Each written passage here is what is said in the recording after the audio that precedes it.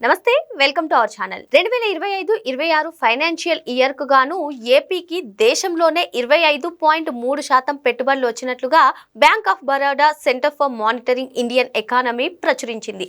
మరి ఈ విధంగా పెట్టుబడులు వస్తుంటే మరోపక్క తాడేపల్లి ప్యాలెస్ లో కానివ్వండి, వైసీపీ నేతలు కానివ్వండి, ప్రెస్ మీట్ల మీద ప్రెస్ మీట్లు పెట్టి అసలు అవి ఆ కంపెనీలు వస్తున్నాయి, ఈ కంపెనీలు వస్తున్నాయి, కానీ కార్యరూపం ఎక్కడ దాల్చాయి అంటూ వారు ప్రెస్ మీట్లు పెట్టడాన్ని ఏ విధంగా చూడాలి తెలుసుకునే ప్రయత్నం చేద్దాం. దీన్ని విశ్లేషించడానికి మనతో పాటుగా ఉన్నారు పొలిటికల్ అనలిస్ట్ నూకరాజు నాయుడు గారు. నమస్తే సార్. నమస్కారం అమ్మా. ఈరోజు దేశంలోనే పెట్టుబడుల్లో ఏపీ నెంబర్ 1 స్థానంలో నిలిచింది. మరి ఏకంగా 25.3% పెట్టుబడులు ఆంధ్రప్రదేశ్కే వచ్చాయని చెప్పి బ్యాంక్ ఆఫ్ బరోడా CMIR ప్రచురించడం, తెలపడం ఇదొక పక్క సార్. మరోపక్క కాకాని గోవర్ధన్ రెడ్డి లాంటి వైసీపీ కీలక నేతలందరూ కూడా బయటకు వచ్చి బాబు TCS వచ్చేసింది, మైక్రోసాఫ్ట్ వచ్చేసింది, గూగుల్ డేటా సెంటర్, ఇలా చాలా కంపెనీలు చెప్పారు. అసలు అవన్నీ కూడా కార్యరూపం ఎక్కడ దాలుస్తున్నాయి, అసలు వీళ్ళందరూ ఎక్కడున్నారు అన్నట్టుగా ఆయన ప్రెస్ మీట్ పెట్టడం ఏ విధంగా చూడాలంటారు దీన్ని? అంటే కళ్ళున్నవాడికైతే కనపడుతుంది, చెవులున్నవాడికి వినపడుతుంది. రెండూ మూసుకుపోయినటువంటి వ్యక్తులు ఎవరైనా ఉన్నారంటే వాళ్ళు వైఎస్ఆర్సీపీ నాయకులు. నిజంగా ఈవేళ ఇండియా మొత్తం కూడా ఆంధ్రప్రదేశ్ వైపు చూస్తుంది. ఇన్ని పెట్టుబడులు ఎలా ఆకర్షించగలుగుతున్నారు.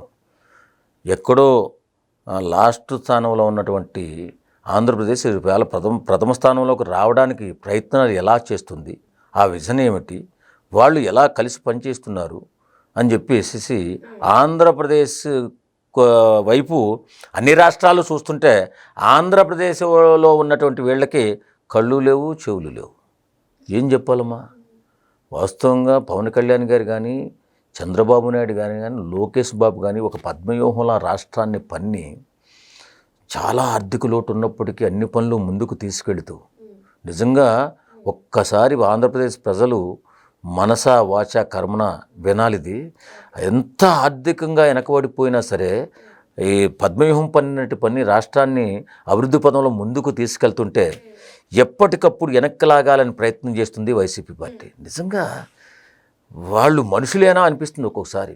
కాకాని గోవర్ధన్ రెడ్డి మాట్లాడుతూ కరోనా వంటి విపత్కర పరిస్థితుల్లో కూడా రాష్ట్రానికి ఎన్నో పెట్టుబడులను తీసుకురాగలిగామంటూ ఆయన చెప్తున్నారు. ఎంతవరకు వాస్తవం ఇది? అన్ని అబద్ధాలు మాట్లాడడం వాళ్ళకి అలవాటు అయిపోయింది. అబద్ధాల పుట్ట వైఎస్ఆర్సీపీ కాంగ్రెస్ పార్టీ.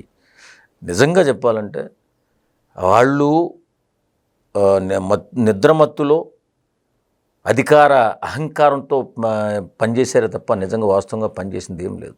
జగన్మోహన్ రెడ్డి గారు వాస్తవంగా ఇంట్లో కూర్చుని వచ్చినటువంటి రెవెన్యూని బటన్ రూపంలో నొక్కి సంక్షేమం పేరుతో దోపిడీ చేసి ఈవేళ మాట్లాడుతున్నాడు, రాష్ట్రాన్ని సర్వనాశనం చేసి.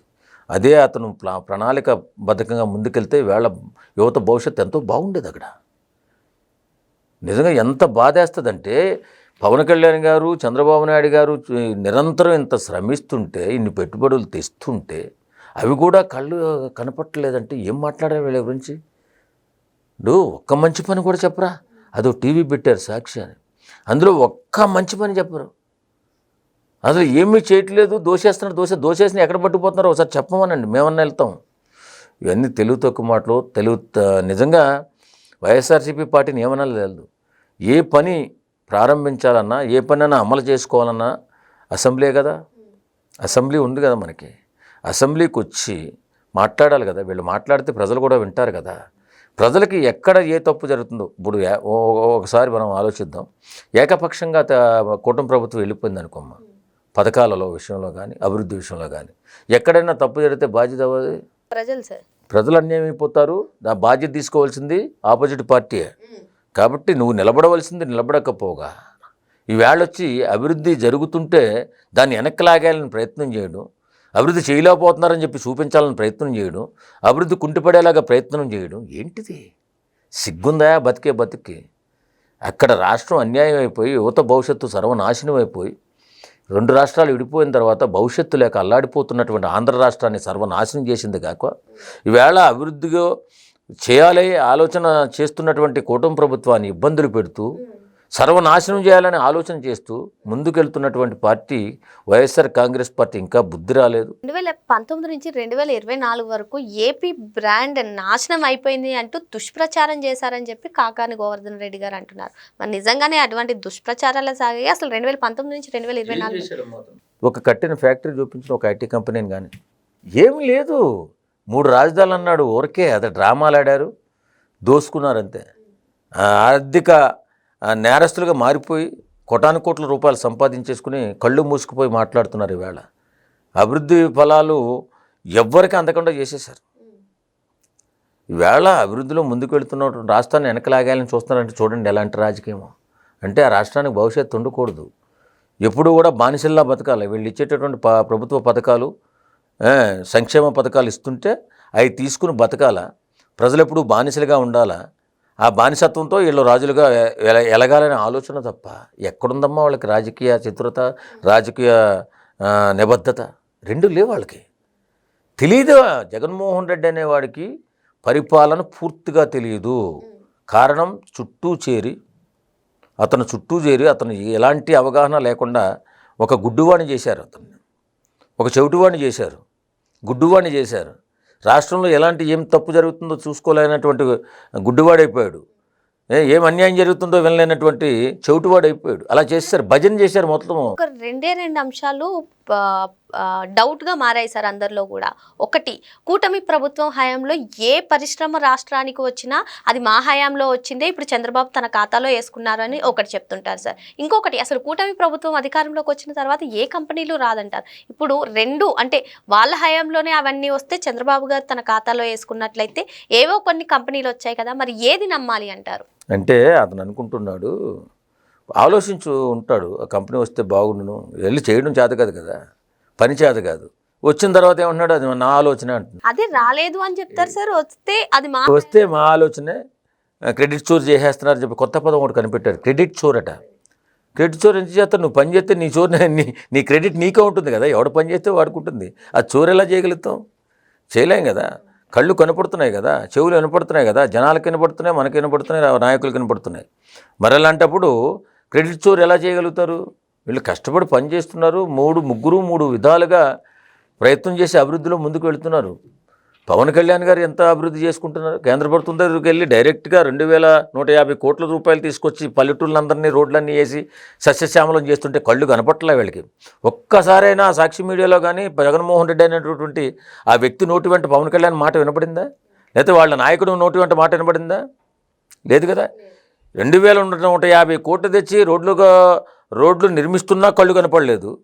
ఎక్కడో భారతదేశం స్వతంత్రం వచ్చిన తర్వాత ఎక్కడో సుదూర ప్రాంతాలలో కొండ కోణంలో ఉన్నటువంటి గిరిబిడ్డల జీవితాలు కనపడలేదు వీళ్ళకి. ఈవేళ పవన్ కళ్యాణ్ వెళ్ళి 150 కోట్లు పెట్టి వాళ్ళకు రోడ్లు, రవాణా సౌకర్యము, తర్వాత మన విద్యుత్ సౌకర్యము, మంచినీటి సౌకర్యం కల్పిస్తే అది కూడా కనపడలేదు. ఎప్పుడైనా చూపించారా? సాక్షి టీవీలో కనపడిందా? వాళ్ళకి కళ్ళే కనపడవు. ఇలాంటి అభివృద్ధి కార్యక్రమాలు ఎక్కడ కనపడతాయి? కాబట్టి ఆ పార్టీ అనేది పార్టీయే కాదు, అది పనికిరాని పార్టీ. ఆ పనికిరాని ఛానల్ ఒకటి పెట్టుకుని పద్దాకా ఇసుకొచ్చే మాటలు చెప్తూ ఉంటారు. నువ్వు అభివృద్ధిని కాంక్షించే వ్యక్తి అయితే అభివృద్ధిగా చెప్పు, అభివృద్ధిగా చూపించు. మన పవన్ కళ్యాణ్ ఏ రకమైన అభివృద్ధి చేస్తున్నారు, లోకేష్ బాబు ఎలా ఉన్నారు, ఇంకో మంత్రి ఎలా చేస్తున్నాడు, అందరికీ సమానంగా చేస్తున్నారా లేదా, ఇది విశ్లేషణ చేయవలసిన బాధ్యత ఆపోజిట్ పార్టీగా మీకు ఉండాలి కదా.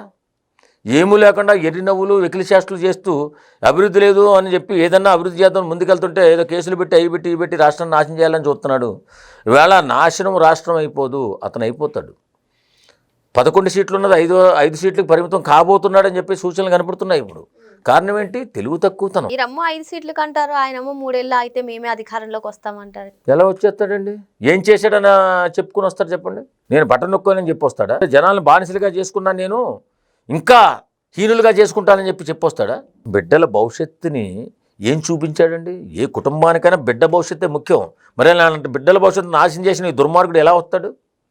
తెలివి తక్కువతనంతో, తెలివిలేని తనంతో నాశనం చేశాడు యువత భవిష్యత్తుని. ఎలా రాగలుగుతాడు? మనసునోడు ఎవడైనా ఓటేస్తాడా వైఎస్ఆర్సీపీ పార్టీకి? ఎవరో కొంచెం సంక్షేమ పథకాలు తీసుకుంటున్నారు కదా, వాళ్ళు కొంతమంది 10% నమ్ముతారేమో ఒకవేళ.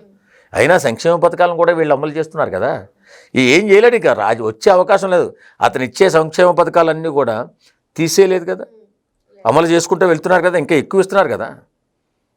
ఈయన 5 సంవత్సరాలకి 3,000 రూపాయలు చేస్తే ఒక్కసారిగా 1,000 రూపాయలు పెంచి 4,000 రూపాయలు ఇస్తున్నాడు వృద్ధులకి. ఇన్ని రకాలైనటువంటి సంక్షేమ పథకాలు అమలు చేసుకుంటూ రాష్ట్రాన్ని అద్భుత ప్రగతిలో ముందుకు నడిపిస్తున్నటువంటి ఈ ముగ్గురు నాయకులు, లోకేష్ బాబు, పవన్ కళ్యాణ్ గారు, చంద్రబాబు నాయుడు గారిని చంద్రబాబు నాయుడు గారి బాటలో వెళుతూ రాష్ట్రాన్ని అద్భుత అభివృద్ధిలో ముందుకు తీసుకెళ్తుంటే ఏదో రకంగా అభివృద్ధిలో కుంటుపడేలా చేయాలని చేస్తున్నటువంటి ఈ దుష్టుల ఆలోచన, ఈ దుర్మార్గుల ఆలోచన మారాలి. ఫస్ట్ రాష్ట్రానికి దిష్టి తగలకుండా చూడాలంటే ఈ దరిద్రుల్ని ముందు రాష్ట్రం దాటి పంపించాలి. ఎంత బాధేస్తుందమ్మా, నువ్వు రాకపోగా అసెంబ్లీలో జరుగుతున్నటువంటి పనులను పర్యవేక్షించపోగా దుర్మార్గుడిగా వచ్చి నువ్వు నీ చేతగానితనంతో రాష్ట్రాన్ని నాశనం చేయాలని ఆలోచిస్తూ మీ టీవీలలో రాష్ట్ర ప్రతిష్టను దెబ్బతినేలాగా ఎప్పుడూ ప్రచారాలు చేస్తూ బతుకుతున్నట్టు అది కూడా ఒక బతికేనా? ఇలాగా బతుకుతారు? మానవత్వం లేదా? మంచితనం లేదా? అభాగ్యుల పట్ల ఆదరణ లేదా నీకు? నువ్వు లక్షల కోట్ల రూపాయలు అది ధనికుడు అయిపోయని చెప్పి అందరూ అలానే ఉన్నారనుకుంటున్నావా? భవిష్యత్తు కోసం ఎదురు చూస్తూ ఎంతో బాధలు పడుతున్న బిడ్డల పరిస్థితిని చూడండి. మీరు వారి కళ్ళల్లోకి చూడండి, వారి భవిష్యత్తును కాంక్షించండి. అంతే తప్ప ఇలాగా నాశనం చేసి, రాష్ట్రాలను నాశనం చేసి, బిడ్డల భవిష్యత్తు నాశనం చేసి వారు ఆత్మహత్యలు చేసుకునే విధంగా ప్రేరేపించడం ఎంతవరకు కరెక్ట్? అది అసలు వైసీపీ పార్టీ అనేది పతనం అయిపోవడానికి కారణం ఇదే, బిడ్డల గురించి ఆలోచించకపోవడం. ఏ తండ్రి అయినా బిడ్డల గురించి ఆలోచించకపోతే వాడు దుర్మార్గుడిగా మిగిలిపోతాడు. రాష్ట్రంలో ఉన్నటువంటి మన నాయకుడు బిడ్డల భవిష్యత్తు, యువత భవిష్యత్తు చూడలేనటువంటి నాయకుడు అది సర్వనాశనం అయిపోయింది. మరో అంశంతో మళ్ళీ కలుద్దాం. Thank you sir. Thank you.